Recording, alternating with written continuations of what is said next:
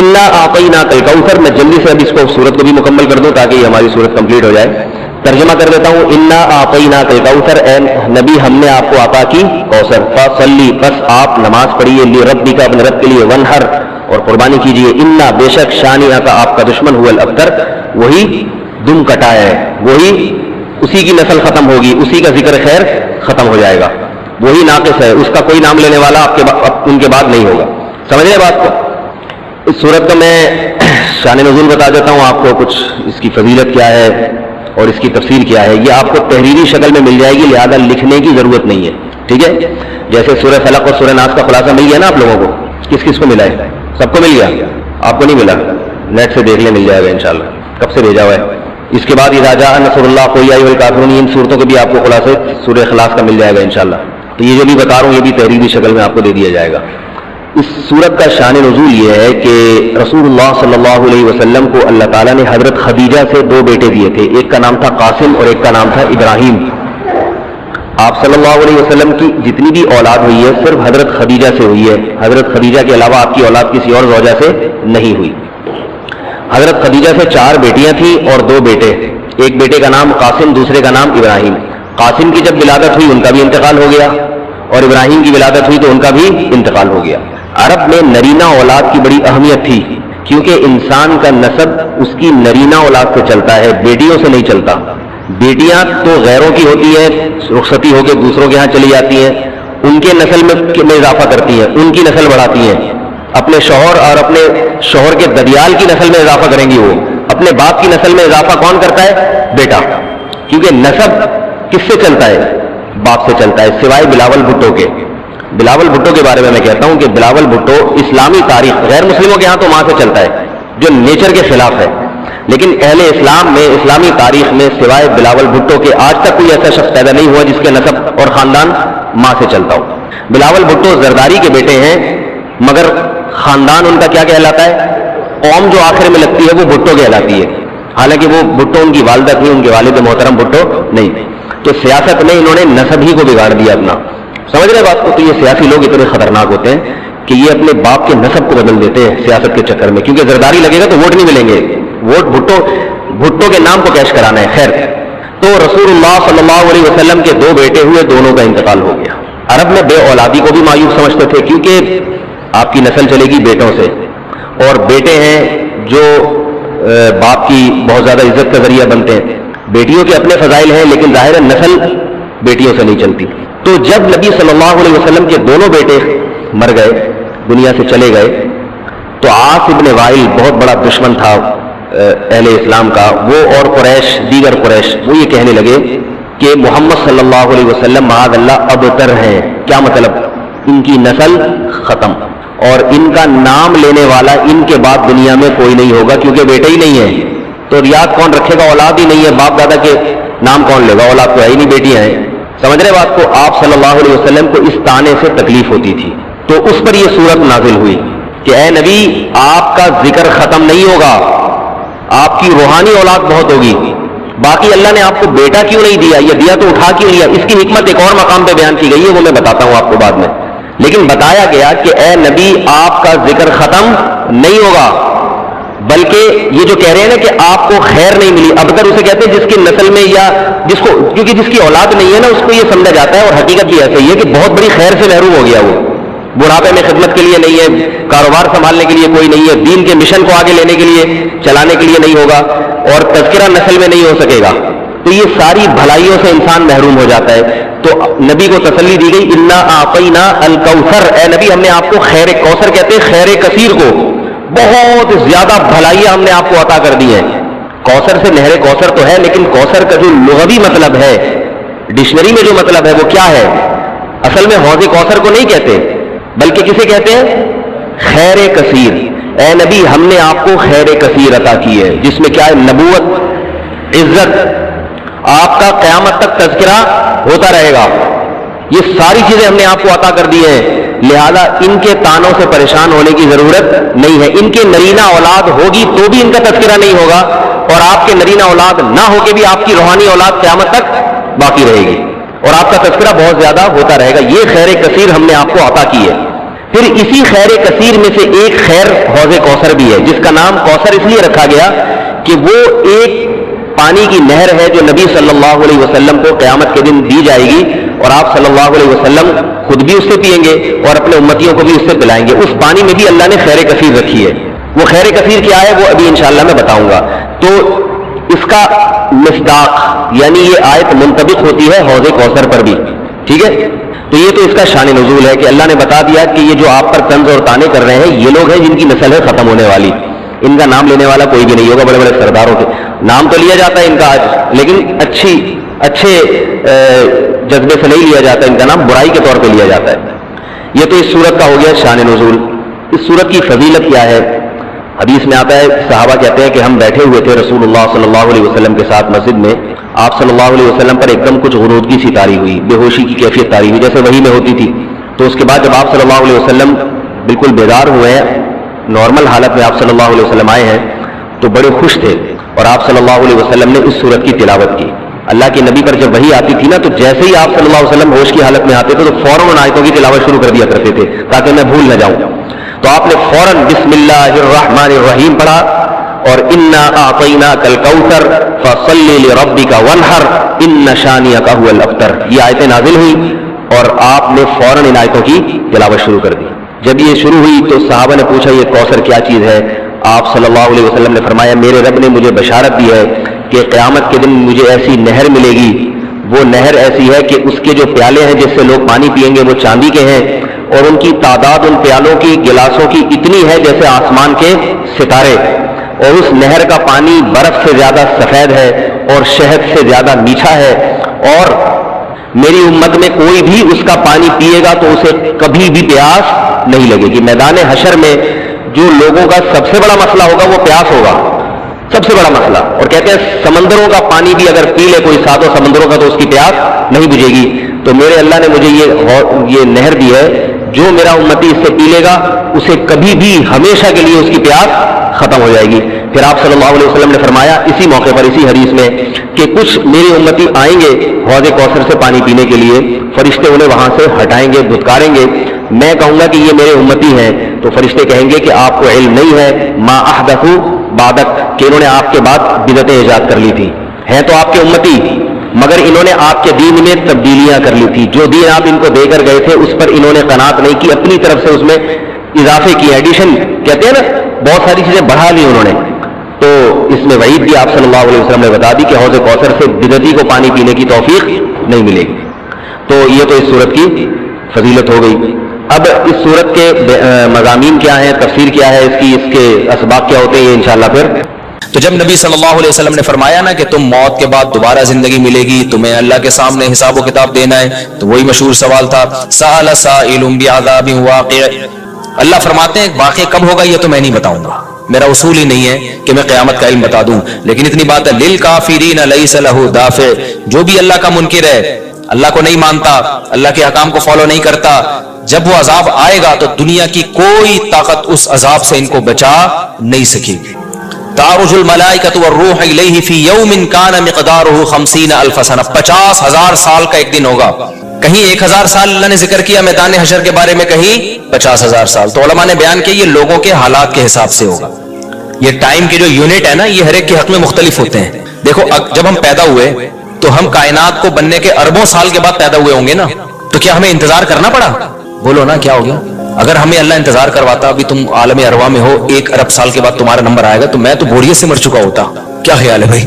جہاں فلائٹ 1 گھنٹہ لیٹ ہو جائے انتظار میں آدمی ٹینشن میں چلا جاتا ہے، لیکن ہم تو جب آئے تو ہمیں تو لگا کہ کائنات کی ابتدا آج سے ہو رہی ہے۔ جب ہم نے ہوش سنبھالا، کیونکہ ہمارے وہ یونٹ جو تھے نا، جو ایک وقت کی اکائیاں ہیں، وہ ہمارے حق میں اسٹارٹ ہی نہیں ہوئی تھی۔ تو اسی طرح مرنے کے بعد جو مردے کے لیے جو ٹائم کے یونٹ ہے نا وہ چینج ہوتے ہیں، ورنہ جو مردہ بیچارہ 20,000 سال پہلے دفن ہوا ہے وہ تو قبر میں کوئی عذاب نہ بھی ہو رہا، وہ تو پڑے پڑے ہی بور ہو گیا ہوگا کہ اللہ قیامت لیا، میں تو ٹینشن میں آ گیا ہوں، 20,000 سال ہو گئے مجھے۔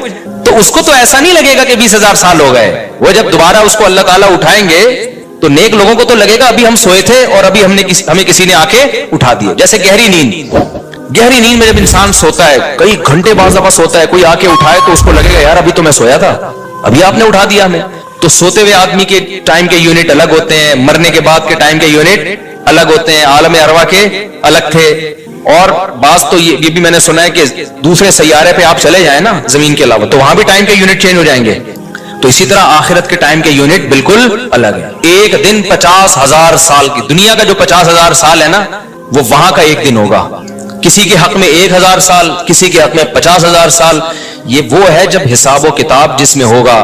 تو اللہ نافرمانوں کو عذاب سے پہلے نا حساب و کتاب کا عذاب دیں گے. اللہ ہم سب کو اس عذاب سے محفوظ رکھے, جس کو قرآن نے ایک جگہ بیان کیا, یجعل الولدان شیبا, وہ ایسا دن جو بچوں کو بوڑھا کر دے. ایسا دن یفر المرء من اخیہ, انسان اپنے بھائی سے دور بھاگے.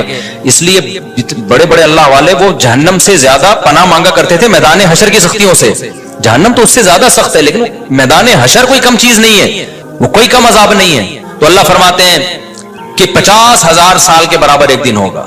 فاصبر صبرا جمیلا انہم یرونہ بعیدا. جب مشرک بار بار کہتے بھائی چھوڑو, ابھی لے آؤ نا, ابھی لے آؤ, تو نبی صلی اللہ علیہ وسلم کو پریشانی ہوتی کہ بھئی اللہ وقت بتاتا کیوں نہیں ہے, بتا دے تاکہ میری جان چھوڑیں یہ لوگ.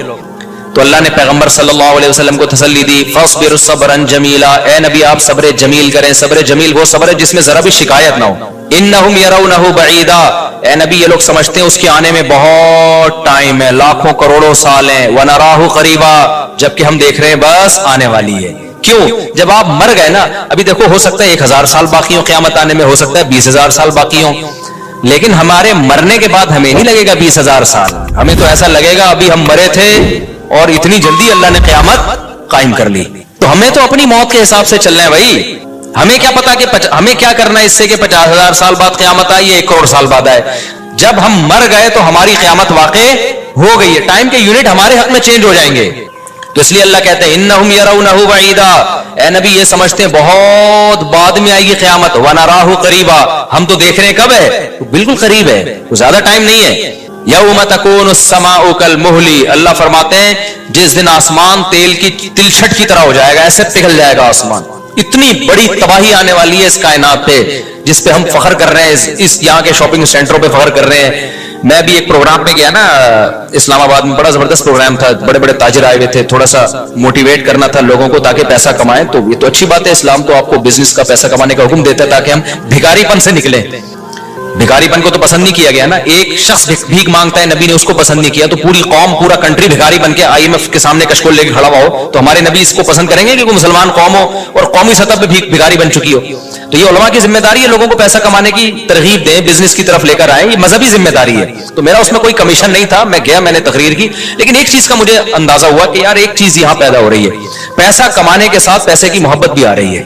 تو مجھے خیال ہوا میں اپنی اسپیچ میں ایک بات کہوں کہ آپ یہاں آئے ہیں, سارے ارب پتی کروڑ پتی تاجر ہیں, سب اپنے اپنے تجربے شیئر کر رہے ہیں کہ میں یہ کرتا تھا, آج میں نے اتنے روپے کما لیے, میں یہ کرتا, تاکہ لوگوں کو موٹیویشن ملے. اچھی بات ہے, بہت اچھا پروگرام تھا. تو مجھے خیال ہوا کہ ایک بات میں کہوں کہ ضرور, لیکن ایک چکر نا ہفتے میں ایک دفعہ قبرستان کا ضرور لگایا کرو تاکہ نیتیں ٹھیک ہو جائیں پیسہ کمانے سے. ایسا نہ ہو یہ پیسہ قارون بنا دے آپ کو. ایک دفعہ ایسا کیا کرو, جیسے یہ پروگرام ہو رہا ہے بڑا زبردست, لوگ آ رہے ہیں, ایوارڈ مل رہے ہیں, اور تو یہاں سے نکل کے, لیکن میں نے کہا نہیں, میں نے کہا یہ ان کے مینٹل لیول سے نا اوپر کی چیز, ہر چیز ہر جگہ کہنے کی نہیں ہوتی. یہ کہیں گے مفتی صاحب رنگ میں بھنگ ڈال کے چلے گئے. اچھا بلا ہم دیکھ رہے تھے اتنے کروڑ پتی لوگوں کو سن کے ہمیں بھی خواب آ رہے تھے, کل ہمارے پاس لینڈ کروزر ہوگی, 4 شادیاں ہوں گی, اب پیسہ ہوگا زبردست, یہاں جائیں گے وہاں جائیں گے. یہ مولوی نے آ کے یہاں بھی کیا کر دیا, قبرستان کی باتیں شروع کر دی. تو وہ مناسب نہیں تھا, لیکن دل چاہ رہا تھا کہ میں ان سے کہوں اگلا پروگرام وہ بول دوں گا کہ بہت زبردست پیسہ کمائے, ایک دفعہ جا کے قبر میں جو آپ سے پہلا کما کے چلے گئے نا پہلے کما کے. یہ یوٹیوبرز تو یہاں آ رہے ہیں, اپنا ایکسپیرینس شیئر کر رہے ہیں, میں ایسا کانٹینٹ بناتا ہوں اور میں ایسے محنت کرتا ہوں. اچھی بات ہے, مجھے بڑی خوشی ہو رہی تھی, تھوڑی سی امیدیں ہوئی کہ شاید پاکستان اب شاید اچھی سمت میں جانا شروع ہو جائے. تو مجھے ان پہ وہ کوئی نہیں, وہ تو بہت اچھا کر رہے تھے, بلکہ یہ تو ایک ظرف کے بڑے ہونے کی بات ہے کہ آپ بتائیں کہ میں نے پیسہ ایسا کمایا, ورنہ لوگ بتاتے کہاں ہیں. مجھے ان یوٹیوبرز میں خوشی ہو رہی تھی, وہ بتا رہے تھے ہم نے یہ کانٹینٹ بنایا, ہم نے ایسے چینل بنایا, اتنے پیسے کمائے. تو اچھی بات ہے, شیئر کرو یار تاکہ لوگوں کی غربت ختم ہو, وہ بھی کریں یہ کام. لیکن ساتھ ساتھ ایک بات, یہ پیسہ آپ کو سلیمان علیہ السلام جیسا بھی بنا سکتا ہے, اور قارون اور فرعون جیسا, ابو بکر عثمان جیسا بھی بنا سکتا ہے, اور ابو جہل جیسا بھی بنا سکتا ہے. کیا خیال ہے, یہ سارے پیسے والے لوگ تھے نا. تو آپ پیسہ کما کے سلیمان علیہ السلام جیسے شکر گزار بن جاؤ, عثمان ابن عفان جیسے غنی بن جاؤ, عبد الرحمن بن عوف جیسے بن جاؤ. اس کے لیے ضروری ہے کہ ہفتے میں ایک دفعہ قبرستان کا وزٹ اپنے خرچے پہ کر لیا کریں, اور ایسے ہی نہیں گزرتے رہے. वहां जाके खड़े होके कब्रों पे देखा करें कि मैं जितना भी बड़ा बन जाऊं, मेरे YouTube पे चैनल पे 10 मिलियन भी सब्सक्राइबर आ जाएं, लेटना मैंने कहा है थोड़े दिनों में जाके भाई इस कब्र के अंदर। लिहाजा इस पैसे से मैं इस कब्र की तैयारी कर लूं तो फायदा है, और अगर ये लैंड क्रूजर ही मेरा मकसद है और मेरा मकसद अय्याशी ही है और शो मारना ही है, भाई फिर ये तो कारून ने आपसे ज्यादा कमा लिया, उन खजानों के साथ ही जमीन में धंसा है वो। समझते हो कि नहीं समझते हो? तो थोड़ा सा कभी कभार जब बड़े बड़े प्रोग्रामों में जाया करो तो थोड़ा सा कब्रिस्तान में, हमें तो अल्लाह ने सहूलत दी है, बहुत खतरनाक कब्रिस्तान है ये जो है ना, क्योंकि गवर्नमेंट ने लाइटें कहीं भी नहीं लगाई, तो यहाँ तो 2-4 लाइटें थी, चरसियों ने चोरी कर ली। अब अंधेरा होता है इसमें, उससे बड़ा फायदा होता है, और जिन भूत भी लोगों को नजर होते नहीं है जिन यहाँ पर, लेकिन लोगों को नजर आ रहे होते हैं, डरे हुए जा रहे होते हैं ना। सरकटा एक दिन नजर आया किसी को, बाद में पता चला वो कमबख्त, वो नहीं स्वेटर ना यहाँ तक उसने किया हुआ था, सर ही नहीं था उसको, स्वेटर यूं करके ना कब्रिस्तान पे बैठा रहता था, लोग भाग जाते थे, बस सरकटा आया हुआ यहाँ पे, ठीक है ना। तो आप ये जो हमें अल्लाह ने बड़ी सहूलत दी है, कभी कभार ऐसा किया करो, यहाँ चले जाओ। रात के वक्त जाओगे तो जैसे आपने एनर्जी अपनी खर्च करनी है ना, तो कहते हैं डॉक्टर 1 घंटे की वॉकिंग से 15 मिनट की जॉगिंग बेहतर है। 15 मिनट की जॉगिंग में इतनी एनर्जी लग जाएगी जो 1 घंटे की वॉकिंग में नहीं होगी। तो दिन में कब्रिस्तान 100 दफा जाने से बेहतर है रात में 2:30 बजे 1 दफा चले जाओ, बस रात में 2:30 बजे 1 दफा चले जाओ, और वहां जाके बैठो, बेटा आना कहाँ है, यही आना है। और ये जो लेटे हुए हैं ना, ये सारे गरीब नहीं थे, ठीक है ना, इनमें बहुत सारे करोड़पति थे, अरबपति थे, 4 शादियों वाले भी थे, 1 वाले भी थे, और बच्चों वाले भी थे, बगैर बच्चों वाले भी थे, जवान भी थे, बुढ़े भी थे, 30-30 साल के भी थे, 15-15 साल के भी थे, 6-6 महीने के बच्चे भी थे। क्या नजर आ रहे होंगे खबरें, जाके देखो। कल हवस इस तरह से तरगीब देती थी मुझे, वो एक शायर ने बड़ा शेर कहा है कि मुझे हवस जो है ना वो तरगीब देती थी। हवस नहीं होती पैसों की दौलत की, कि ये सिकंदर है, वो के जो है ना, मुझे पूरा शेर याद नहीं, 20 साल हो गए सुने हुए इसको, उसका खुलासा बता रहा हूं कि हवस मुझे तरगीब देती थी कि भाई पैसा कमाओ, फिर ये अय्याशी और इतनी इज्जत और ऐसा कुछ होगा और बड़े मजे होंगे ना, और नाइट क्लब जाएंगे, शराबें पिएंगे और ये कुछ करेंगे। कह रहे हैं एक दिन क्या हुआ, मुझे जो है कब्रिस्तान से मेरा गुजरना हुआ, तो मुझे जो है ना मेरी हवस ने जो है ना मुझे 2-4 कब्रें दिखाई और कहा ये सिकंदर है, ये दारा है, ये कैकाऊस है, ये सिकंदर आजम की कब्र है, लाखों बांदियां थी उसके पास। आप तो 2-4 गर्लफ्रेंड पे फख्र कर रहे हो, गर्लफ्रेंड नहीं लाखों बांदियां। गर्लफ्रेंड आपके ताबे नहीं होती, बांदी तो जैसे आप बोलोगे भाई जो काम आप उसके जिम्मे लगाओगे वो भाग नहीं सकती, नौकर है आपकी। तो इतनी बड़ी बड़ी दुनिया इन्होंने जुए जमीन पे हुकूमतें की हैं, आज खबरों के अंदर ये दारा है, ये कैकाऊस है, ये सिकंदर आजम है, बड़े बड़े बादशाहों की खबरें आपको नजर आएंगी पड़े हुए अंदर। अब नए जमाने में शेर को हम यूं चेंज कर देंगे, ये 10 मिलियन वाला है सब्सक्राइबर थे, ये 20 मिलियन वाला, ये 50 मिलियन वाला।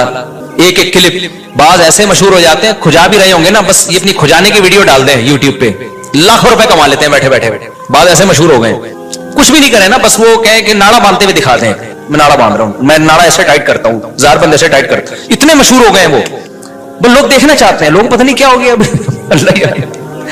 वकार ज़का ने कल एक बड़ी अच्छी वीडियो वायरल की है यूट्यूबर्स के बारे में, कि अब मैं वो यूट्यूबर्स की वो वीडियो पे जो उसने कमेंट्स किए वो तो नहीं बताऊंगा क्योंकि उस पर वो उसका नाम लेना किसी का ठीक नहीं है। उसने कहा यार ये अजीब व्लॉगर अजीब टाइप के आ रहे हैं, कुछ भी कर लो, कुछ भी कर लो, मिलियन एक एक दिन में 1-1 मिलियन उनके व्यूज हो जाते हैं। तो उन्होंने कहा ये इन व्लॉगर्स का कसूर नहीं, कौम का कसूर है।